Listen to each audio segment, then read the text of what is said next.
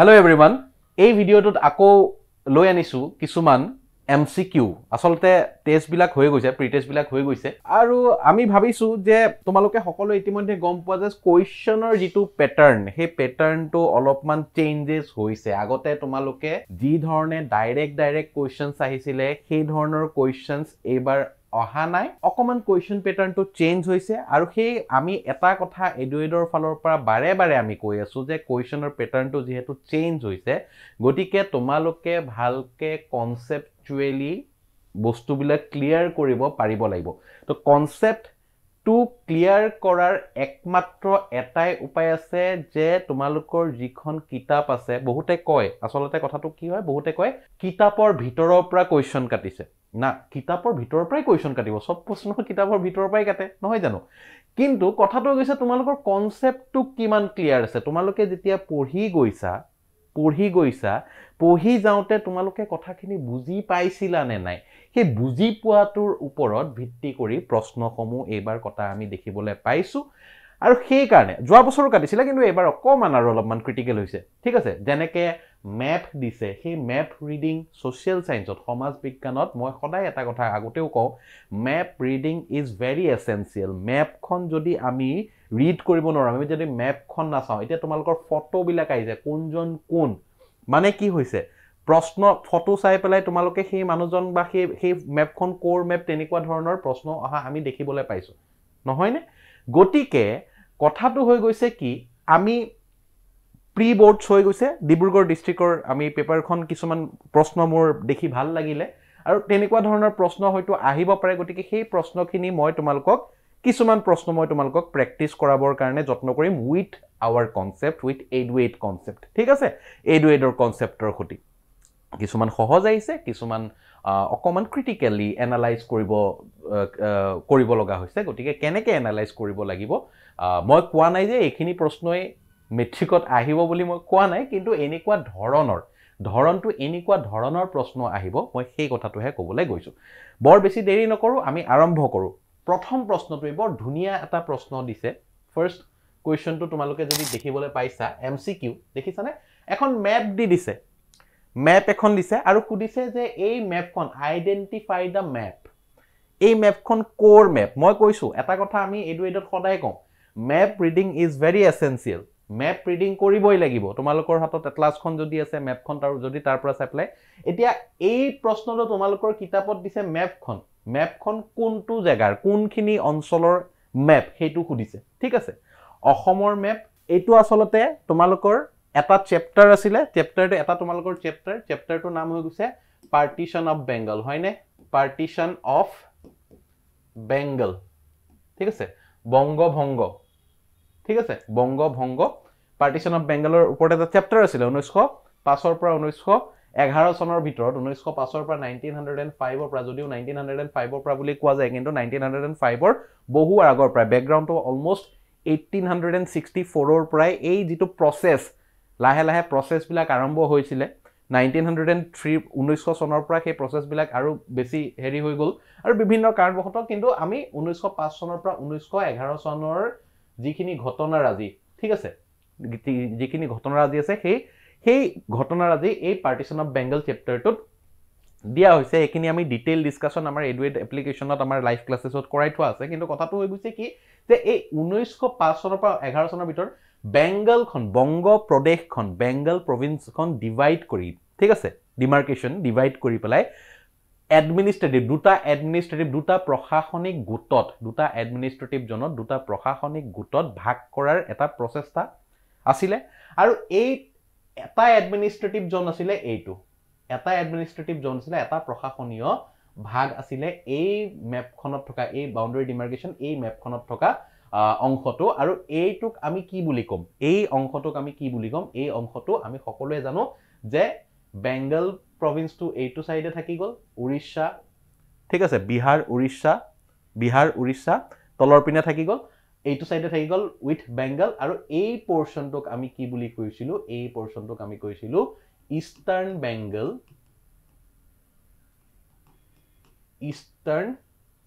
Bengal and Assam হয়নে eastern Bengal and Assam পূৰ্ব বংগ পূৰ্ববংগ বা বংগ প্ৰভিন্সৰ পূব ফালটো পূববংগ আৰু অসম এই মেপখনে এই ইষ্টাৰ্ণ বেংগল এণ্ড আসাম যিটো পাৰ্ট আছে সেই পাৰ্টটো ডিফাইন কৰিছে গতিকে ইয়াৰ শুদ্ধ উত্তৰটো কি হ'ব option C eastern Bengal and Assam ঠিক আছে নেক্সট কুৱেশ্যনটোলৈ আমি আহিছো যে পূৰ্ববংগ আৰু অসম প্ৰদেশৰ অন্তৰ্গত অঞ্চলসমূহ কোন আছে কি কি আছিল the areas under the eastern Bengal and Assam eastern Bengal এই অঞ্চলটোতে মানে দেখিছানে ইয়াৰ পৰাই এই অঞ্চলটোতে কি অঞ্চল আছিলে তো প্ৰথম কথা পূৰ্ববংগ আৰু অসমতটো অসমটো থাকিবই পূৰ্ববংগ আৰু অসমত অসমখনটো থাকিবই অফ কোৰ্স ঠিক আছে অসমখন থাকিব এতিয়া তোমালোকে কি কৰিব পাৰা এগেইন ট্ৰিক্স খেলিব পাৰা ঠিক আছে তোমালোকৰ যদি মনটো নাই এটা আমি কেনেকে কি কৰিব পাৰি কেনেকে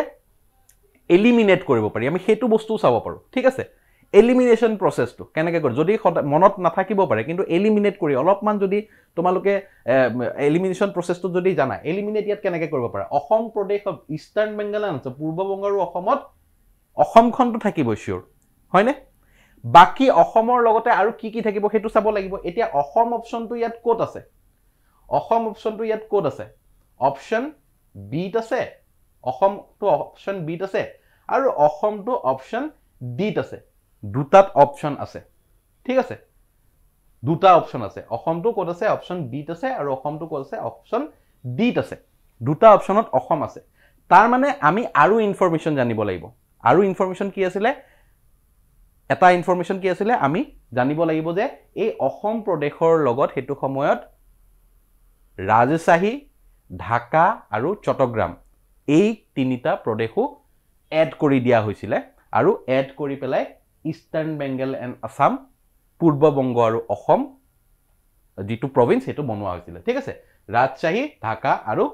Chittagong option D would be the correct answer Chattogram Dhaka আৰু ৰাজশ্বাহী আৰু অসম এই ইষ্টাৰ্ণ বেংগল এণ্ড আসাম যিটো আমাৰ প্ৰভিন্স আছে তাত জয়েন কৰা হৈছিল ঠিক আছে তাৰ পিছত আহিছো তাৰ পিছৰ প্ৰশ্নটো কি কৈছে যে দাবী assertion and reason again consider the following assertion and reason and choose the correct answer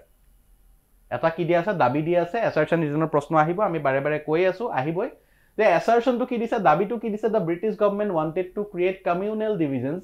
between Hindu and Muslims through the partition of Bengal এতিয়া কথাটো হৈ গৈছে কি ব্ৰিটিছ গভৰ্ণমেণ্টে যদিও ডাইৰেক্টলি হেতু কোৱা নাছিলে কিন্তু দা মেইন মোটিভ যেটো মূল উদ্দেশ্য ব্ৰিটিছ চৰকাৰৰ আছিল সেই চৰকাৰৰ উদ্দেশ্যটো হিন্দু আৰু মুছলমানৰ এটা কমিউনেল ডিভিজন হিন্দু আৰু মুছলিমৰ মাজত এটা কমিউনেল ডিভিজন অনাটোই আনিছিল সেই কাৰণে ভাগু কৰা হৈছিল এই পৰ্চনটোত ইষ্টাৰ্ণ বেংগল এণ্ড আসাম পৰ্চনটোত মুছলিম মেজৰিটি আছিল আমি হেখিনি কথা ডিসকাস কৰিছো ইষ্টাৰ্ণ বেংগল এণ্ড আসাম যিটো প্ৰভিন্স আছে তাত মুছলিম মেজৰিটি আছিল মেজৰিটি পিপল আছিল আৰু যিটো আমাৰ বেংগল এই সাইডটো আছিল তাত হিন্দু পপুলেশন বেছি আছিল হয়নে তাত হিন্দু পপুলেশন বেছি আছিল গটিকে কমিউনেল ডিভিজন এটা আনিবলৈ চেষ্টা কৰিছিল এটো শুদ্ধ ঠিক আছে কিন্তু ব্ৰিটিছে কোৱা নাছিল যে আমি কমিউনেল ডিভিজনৰ কাৰণে হেতু কৰিছো ব্ৰিটিছে কি কৰিছিল ব্ৰিটিছে কৈছিল যে আমি এডমিনিষ্ট্ৰেটিভ আমাৰ যি প্ৰশাসনিক সুবিধা আছে এডমিনিষ্ট্ৰেটিভ আমাৰ ৰিকুৱাৰমেন্টৰ কাৰণে মানুহ বেছি হৈ গৈছে হেতু ব্ৰিটিছে কোৱা কথা আছিল মানুহ বেছি হৈ গৈছে এই গুটেই প্ৰভিন্সত গটিকে আমি এডমিনিষ্ট্ৰেটিভ ডিভাইড কৰি পেলাই আমাৰ এডমিনিষ্ট্ৰেচনটো যাতে ভাল কৰিব পাৰো প্ৰশাসনটো যাতে আমি ভাল কৰিব পাৰো সেই কাৰণে আমি ডিভাইড কৰিছো বুলি কৈছিল কিন্তু তাৰ অন্তৰ্নিহিত যেনো মেইন মোটিভ আছিল হেতু হিন্দু মুছলিম ডিভিজনটোৱে মেইন মোটিভ আছিল হেতু কথা আমি সকলোৱে জানো এতিয়া এছাৰশনটো শুদ্ধ এছাৰশন ইজ কাৰেক্ট হেতু আমি গম পালো ৰিজনটো কি দিছে increasing political consciousness in Bengal is threatened the British colonialism yes etu shuddho this is also correct je hetu samoyot jitu Bengal province asile mane ei map khonor prai buji asu deisu na ami ei map khonor prai ami buji asu ei Bengal province tur logote ei gutei jitu province asile ei gutei province jitu asile ei province tu nationalism জাতীয়তাবাদৰ ভাবধাৰা আহিছিল আৰু ব্ৰিটিছে সেই জাতীয়তাবাদী ভাবধাৰাটো ন্যাশনালিজমৰ যেটো ধাৰণা আছিল মানুহখিনিৰ মাজত সেই জাতীয়তাবাদী ভাবধাৰাটো নাইকিয়া কৰিবৰ কাৰণে ব্ৰিটিছে ডিভাইড কৰিব বিচাৰিছিল আৰু এটা কমিউনেল এটা আনৰেষ্ট সিচুৱেচন এটা আনিব বিচাৰিছিল এটা সাম্প্ৰদায়িক সংঘৰ্ষৰো সৃষ্টি কৰাব বিচাৰিছিলে যাতে তেওঁলোকৰ যিটো কলোনিয়েলিজম যিটো ঔপনিৱেশবাদ বুলি কয় অসমীয়াত ঔপনিৱেশবাদটো থাকি যাওক ঠিক আছে গতিকে দুইটা শুদ্ধ আৰু যুক্তি reason is the correct explanation of A ঠিক আছে assertion আৰু reason দুইটাই শুদ্ধ ইয়াত কি দিছে a শুদ্ধ আৰু শুদ্ধ হ'ব নোৱাৰে অপচন a and r দুইটাই শুদ্ধ আৰু r এ এৰ শুদ্ধ ব্যাখ্যা কৰিছে option b is the correct answer reason টো আছিল যে পলিটিক্যাল কনসিয়াসনেস হৈ গৈছিল মানুহখিনিৰ মাজত ৰাজনৈতিকভাৱে সচেতন হৈছিল ব্ৰিটিছৰ এডমিনিষ্ট্ৰেচন আমাক নালাগে বুলি কৈছিল ব্ৰিটিছৰ শিক্ষা আমাক নালাগে বুলি কৈছিল তো হেতু কাৰণ নালাগে বুলি কৈছিল তো হেতু কাৰণে কি হৈছিল পলিটিক্যাল কনসিয়াসনেস হৈছিল ব্ৰিটিছে যে আমাক এক্সপ্লইট কৰি আছে আমাক শোষণ কৰি আছে সেই কথাটো মানুহে গম পাইছিল ৰাজনৈতিকভাৱেও শোষিত হৈ আছিল সেই কথাটো গম পাইছিল গতিকে সেই কাৰণে বিচাৰিছিল যে সেই কাৰণে কি হ'ব দুইটা শুদ্ধটো হেয়া কিন্তু reason is also the correct explanation of A যেটো কাৰণ আছে যুক্তিটো আছে হেতু দাবীৰ শুদ্ধ ব্যাখ্যা গতিকে অপচন বি টু কাৰেক্ট হ'ব ইয়াত ঠিক আছে ম্যাথছ দা ফলোইং ক অংশৰ লগত খ অংশ মিলোৱা দেখুৱাব গৈছে এটা এটুৱে আহে এনেকুৱা ধৰণৰ কথা তো ইয়াতে এটা দুটা ইনফৰমেশন আমি যদি জানিব পাৰো যে কৈছে যে মোক তেজ দিয়া আৰু মই তোমালোকক স্বাধীনতা দিম give me blood and I shall give you freedom কোনে কৈছিল আমি সকলোৱে এটো সবেই জানো কোনে কৈছিল এটো আমি সকলোৱে জানো যে give me blood and I shall give you freedom একেবাৰে সহজ সুভাষ চন্দ্ৰ বসু সো A2 সুভাষ চন্দ্ৰ বসুৱে কৈছিল গতিকে A2 2 হ'ব ঠিক আছে ডু অৰ ডাই কৰিম বা মৰিম কোনে কৈছিল মহাত্মা গান্ধীয়ে কৈছিল সো B4 এতিয়া সব জানিব দৰকাৰ নাই যদি দুটাই জানিছো তেতিয়া হলে আমাৰ নেক্সট যেটো অপচন আছে A to B4 কোড আছে আমি চালে হল A to B4 আমি কোড আছে আমি চালে আমি গোটেই বস্তুটো গম পাই যাও দেখিছানে অপচন A টোতে আছে A to B4 C1 D3 so option A would be the correct answer ঠিক আছে বুজি পাইছো তাৰ পিছৰ প্ৰশ্নটো কি কৈছে which event of the Indian freedom struggle marks its 82nd anniversary on August 8 2024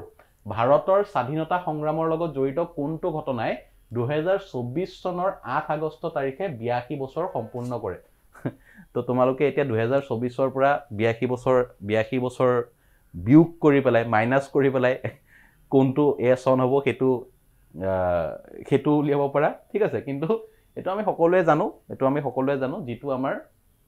quit India movement Bharat ত্যাগ আন্দোলন 1942 চনত আৰম্ভ হৈছিল 1942 চনৰ 8 আগষ্টত আৰম্ভ হৈছিল 8 আগষ্ট 1942 চনত আৰম্ভ হৈছিল আৰু সেই কাৰণে এই ভাৰত ত্যাগ আন্দোলনক আগষ্ট ক্ৰান্তি বুলিও কোৱা যায় গতিকে ভাৰত ত্যাগ আন্দোলনটো হ'ব শুদ্ধ উত্তৰ ঠিক আছে দাণ্ডি যাত্ৰা কি নামেৰে জনা যায় লোন সত্যাগ্ৰহ বুলিও জনা যায় কাৰণ সল্ট ট্যাক্স যেটো লোনৰ ওপৰত যি কৰ আৰোপ কৰিছিল যি ট্যাক্স লগাইছিল সেই ট্যাক্সটো নাইকা কৰিবৰ কাৰণে সবৰমতী আশ্ৰমৰ পৰা যাত্ৰা কৰিছিল হয়নে সবৰমতী আশ্ৰমৰ পৰা যাত্ৰা কৰিছিল আৰু হেতুক আমি লোন সত্যাগ্ৰহ বুলিও সল্ট সত্যাগ্ৰহ বুলিও আমি গম পাওঁ ঠিক আছে সাইমন কমিশন সন্দৰ্ভত এইটো চোৱা এনেকুৱা ধৰণৰ প্ৰশ্ন আহিব সাইমন কমিশনটো আমি ভালকে জানিব লাগিব সো ইয়াত কৈছে যে consider the following statements regarding the Simon কমিশনৰ সন্দৰ্ভত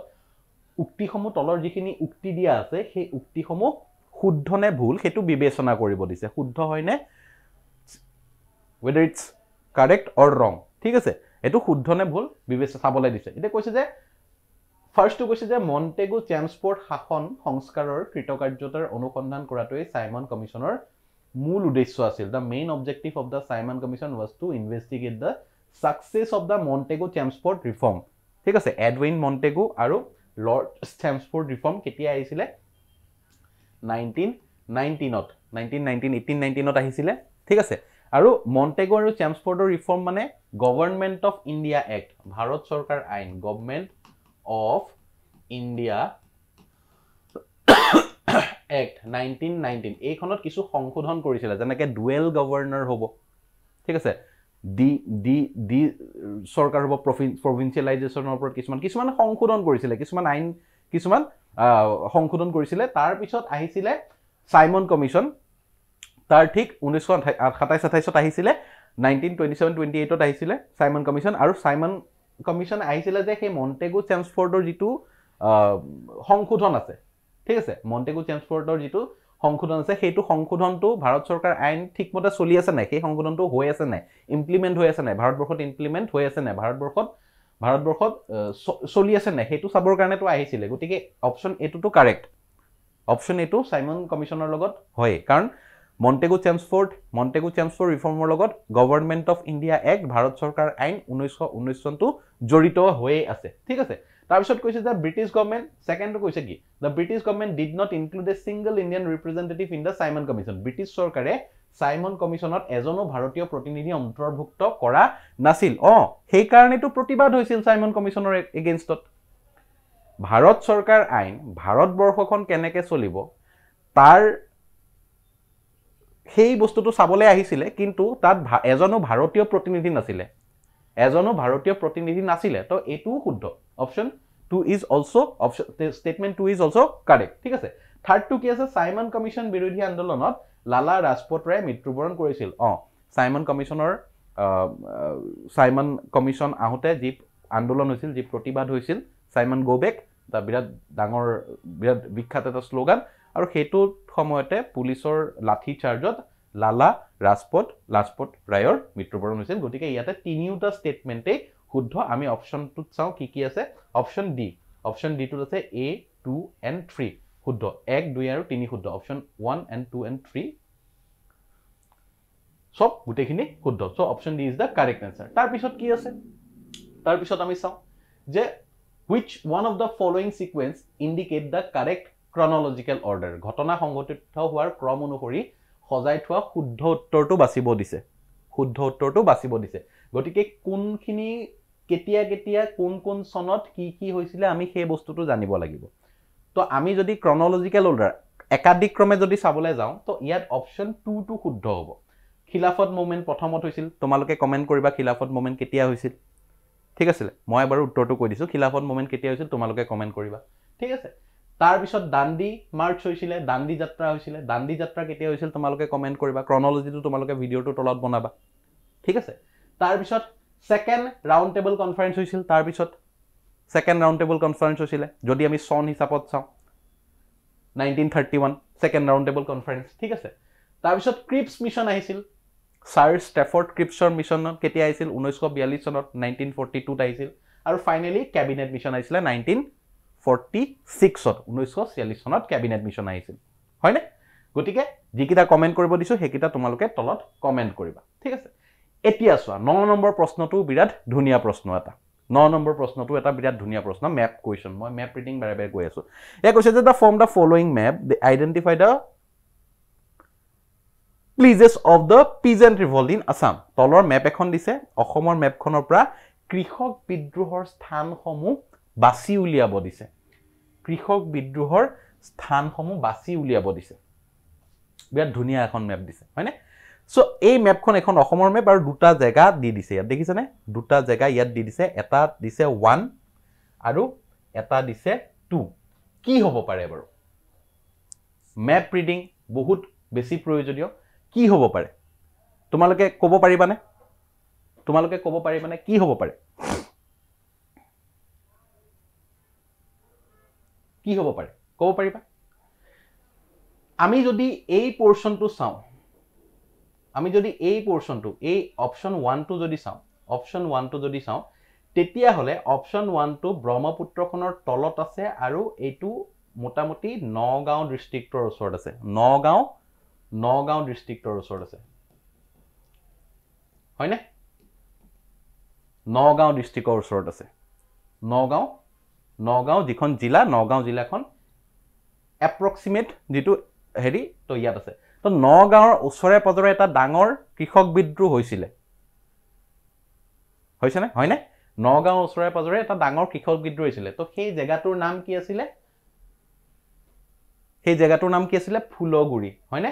ফুলগুৰি ঢেৱা গটিকে অপচন 1 টো হ'ব ফুলগুৰি এতিয়া আমি অপচনত চাও ফুলগুৰি 1 নম্বৰ অপচনত কোড আছে অপচন বি ফুলগুৰি আছে ঠিক আছে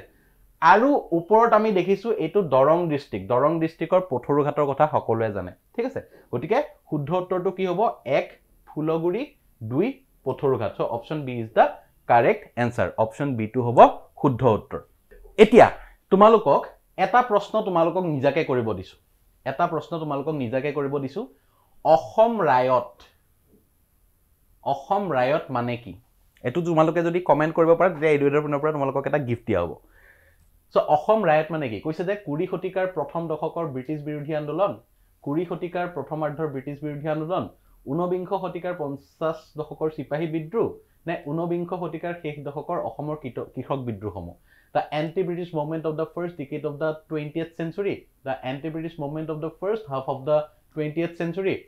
the Sepoy mutiny of the 50s of the 19th century, the peasants' revolts of Assam in the last decade of the 19th century. এটা কথাটো হৈ গৈছে কি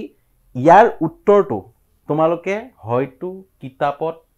বিচাৰি যদি পাইছা it's very good well and good যদি নাই পোৱা মই তোমালোকক এটা বস্তু তোমালোকক কনসেপচুয়ালি বুজাই দিও তোমালোকে ৰায়ত শব্দটোৰ অৰ্থটো যদি জানা তোমালোকে যদি ৰায়ত শব্দ what do you mean by ৰায়ত শব্দটোৰ অৰ্থটো যদি জানা